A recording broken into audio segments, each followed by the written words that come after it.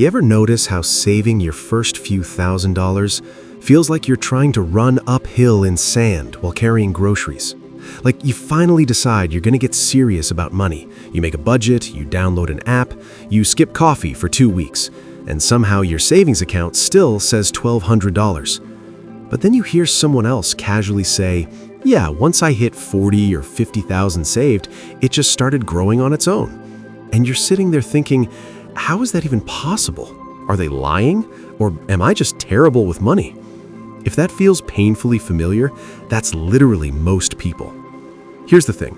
It's not that you're bad at saving, it's that the first $5,000 is a completely different game than the next $45,000.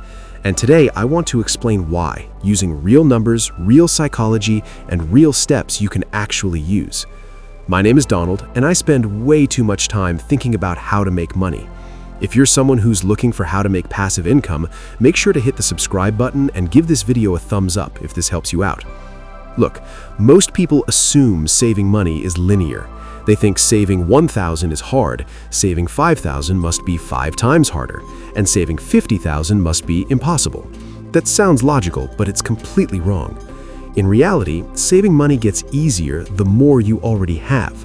And here's what most people don't realize.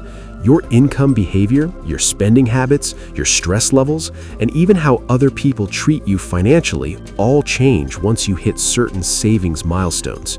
And the first real breakpoint is right around $5,000. Let's talk about the math first. According to the Federal Reserve, about 37% of Americans can't cover a $400 emergency without borrowing money.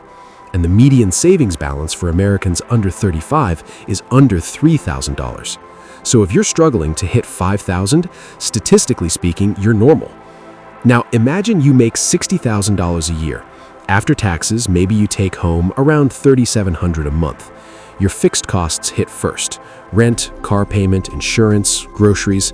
By the time that's done, maybe you have $300 or $400 left that could theoretically go to savings. But real life happens. Car repairs, medical bills, flights, random expenses that make no sense. So instead of saving $400 a month, you save $150, or some months nothing at all. At $200 a month, it takes over 2 years to hit $5,000. 2 years of discipline with almost no visible reward. That's exhausting. And this is where psychology kicks in. Humans are terrible at sticking with long-term effort when the reward feels far away. Saving your first $5,000 doesn't change your lifestyle. It doesn't make you feel rich, and one emergency can wipe it out instantly. So your brain starts asking, why am I even doing this?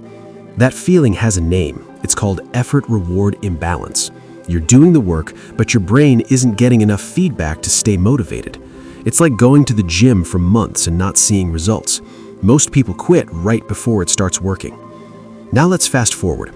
Imagine you somehow push through. You hit $5,000, then $10,000, then $20,000. Everything changes. First, emergencies stop being emergencies. When you have $20,000 to $50,000 saved, a $1,200 car repair is annoying, but it doesn't destroy you. You don't go into debt. You don't undo months of progress. Your savings stop going backwards. That alone creates momentum. Second, your money starts making money. Let's keep it simple. $5,000 invested at 7% earns about $350 a year. That barely feels real. But $50,000 at the same return earns about $3,500 a year. Now your money is acting like a side hustle without effort. This is where it gets really interesting. Once investment growth starts covering your mistakes, saving no longer feels fragile. You stop feeling like one bad month will ruin everything. Third, your behavior changes, and this part is huge. When you have money saved, you make better decisions by default. You don't panic, you don't rely on credit cards as much. You don't take terrible jobs out of desperation. Research from Princeton shows that financial stress reduces cognitive performance by the equivalent of losing 13 IQ points. Being broke literally makes you worse at money. When you have a buffer, your brain works better. Now, you might be thinking, okay, but I still don't have $5,000, so this doesn't help me. I get it. And here's the uncomfortable truth. The hardest money you will ever save is the first chunk. That doesn't mean it's impossible. It means you need a different strategy early on. The goal at the beginning is not growth, it's stability. Instead of asking, how can I save more, ask, how can I stop going backwards? Separate your emergency fund. Automate even small transfers. Remove the need to dip back into savings every time life happens. Momentum beats motivation. Another trick is to create visible wins. Split your savings mentally. $1,000 is untouchable emergency money. The rest is progress money. When you hit milestones, your brain gets a win. That matters more than people think. And here's something most people don't realize. A $300 monthly income increase changes everything. That's one small freelance client, one weekend gig, or one skill upgrade. You don't need a new career, you need margin. I've seen this over and over. Someone struggles for years to save anything. They finally hit $5,000, and within the next few years they're at $50,000 or more, not because they became smarter, not because they doubled their income, but because emergencies stopped derailing them and compounding started working. If you're stuck under $5,000, nothing is wrong with you. You're just in the hardest financial phase. Once you cross it, money stops feeling like a constant fight and starts feeling like a system you can control. Wealth isn't built in dramatic moments. It's built in boring months where nothing seems to change. If you're in that phase right now, keep going. You're closer than you think. If this helped you see money differently, make sure to subscribe.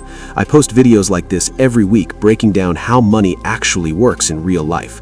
And remember, the first $5,000 isn't about money, it's about momentum.